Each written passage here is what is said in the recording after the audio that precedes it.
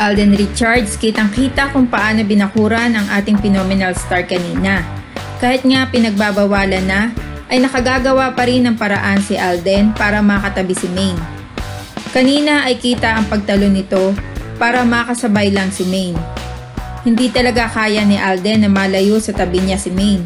Kaya gumagawa siya ng paraan para magkaroon sila ng pagkakataon na magkatabi. Kaya paano masasabi na wala ng aldab?